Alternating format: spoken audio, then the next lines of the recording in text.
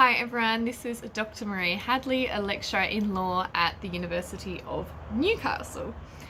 Today I'm talking to you about online exams. So these are the timed exams, which essentially are equivalent to an in-person open book exam, except obviously run online.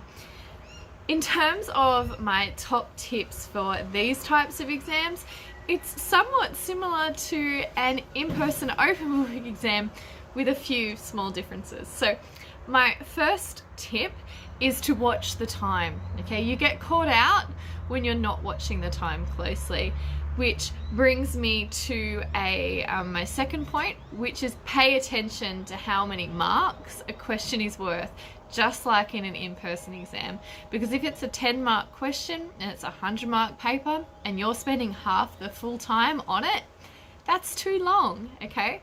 So be really mindful at the outset how much time you can spend on each question, okay?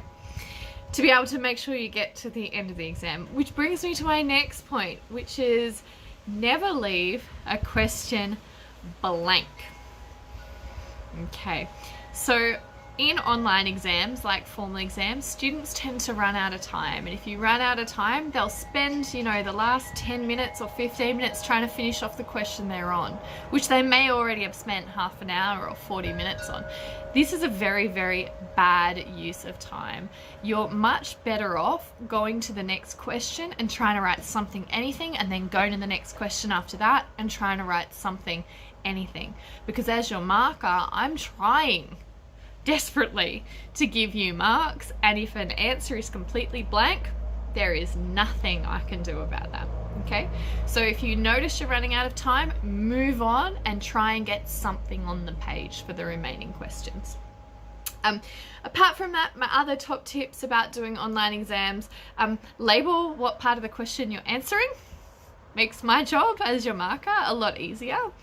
And also in terms of using the materials that you have going into it, if it's the equivalent of an open book exam, make sure that when you're cutting and pasting from your notes, you still write through them and actually answer the question. So the question probably isn't asking you to just summarize the general principles on that area, it's probably asking you to apply them too.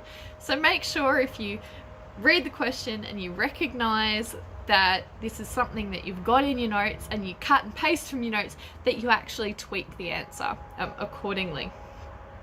And that brings me to my final tip, which is don't forget to have both law and application in your answer. It's very common for students to only summarize the relevant principles or to only apply them, but not actually write what the principles in the particular key cases are. So as much as possible, unless you're in that situation where you're desperately running out of time, but as much as possible, you want to do the law and application for every question. And if you are running out of time, like I said, just put something, anything on the page, because people go wrong in online exams when they only get halfway through the paper and there is just blank question after question at the end. So yeah, good luck for your online exams.